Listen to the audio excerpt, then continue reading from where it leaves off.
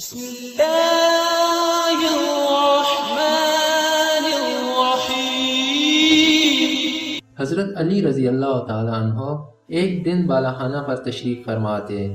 نیچے سے ایک یہودی نے آپ رضی اللہ تعالیٰ عنہ کی طرف دیکھا تو کہنے لگا، کیا آپ کو اس کا علم ہے کہ اللہ تعالیٰ حفاظت کا ذمہ دار ہے؟ اور کیا آپ رضی اللہ تعالیٰ عنہ کو حق تعالیٰ کی حفاظت کا اعتماد ہے؟ حضرت علی رضی اللہ تعالیٰ عنہ نے فرمایا، ہاں، وہ خالق حقیقی بچپن سے لے کر آخر تک انسان کا محافظ ہے۔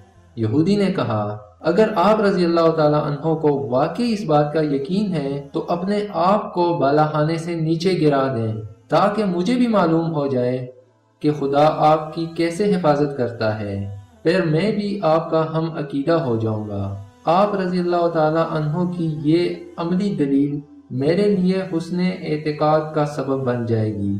حضرت علی رضی اللہ تعالیٰ عنہ نے ارشاد فرمایا، کب بندے کو یہ حق پہنچتا ہے کہ وہ خدا کی آزمائش اور امتحان کی جرات کرے؟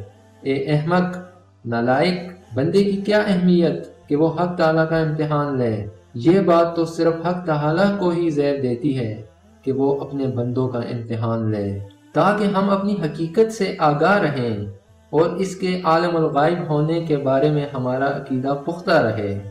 تو دوستو، اس واقعے سے ہمیں یہ سبق ملتا ہے کہ انسانی ذات محدود ہے اور خدا لامحدود۔ اگر محدود یعنی انسان لامحدود کا امتحان لینے کی کوشش کرے تو اسے حماقت اور بیوقوفی کے سوا بھلا کیا کہا جا سکتا ہے؟ خدا کی حقیقت انسانی عقل سے بہت بلند ہے، اتنی بلند کہ اسے بیان کرنا بھی ناممکن ہے۔ اللہ ہمیں بھی اس واقعے سے سبق حاصل کرنے کی توفیق عطا فرمائے۔ آمین۔